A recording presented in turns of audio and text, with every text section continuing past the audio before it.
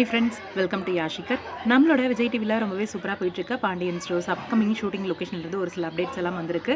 பார்த்த உடனே ரொம்பவே ஷாக்கிங்காக இருந்துச்சு. சடனாக இந்த ஒரு ஹை வோல்டேஜான ட்ராக்கை வந்து எதிர்பார்க்கல அப்படின்னு தான் சொல்லணும். நம்மளோட குமாரவேல் அண்ட் அரசி ரீசெண்டாக குமாரவேல் அரசி பார்க்குற பார்வையே வேறு மாதிரி தான் இருந்துச்சு. இது வரைக்கும் பிடிக்காதவனா, பார்க்குற இடம்லாம் வெறுக்கக்கூடியவனா குமாரவேலை வந்து அரசி பார்த்துட்டு இருந்தாங்க. ஆனால் இப்போ ட்ராக்கில் வந்து ஒரு சேஞ்சஸ் மாதிரி குமாரவேலை பார்க்குற இடத்துலலாம் ஒரு நல்ல அபிப்பிராயம் வந்திருக்கு.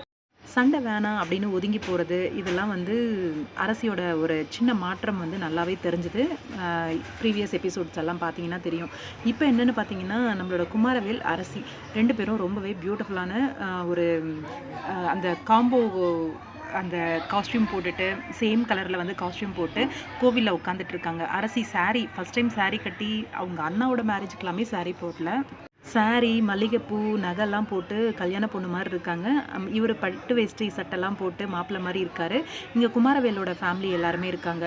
என்னடா இது நிச்சயதார்த்தமா இல்லை கல்யாணமானு தெரியலையே அப்படிங்கிற மாதிரி இருக்குது. இங்கே பாண்டியனோட ஃபேமிலி மட்டும் காணோம். ஆனால் குமாரவேலோட ஃபேமிலி இருக்காங்க.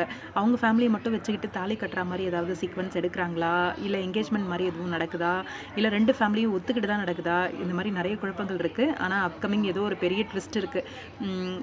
குமாரவேலோட ஃபேமிலிக்கே தெரியாமல் அவங்கள வர வச்சு தாலி கட்ட போகிறாரா என்னன்னு தெரியலை. பார்க்கலாம், வெயிட் பண்ணி உங்களோட கருத்து என்ன அப்படின்னு கமெண்ட்டில் சொல்லுங்கள்.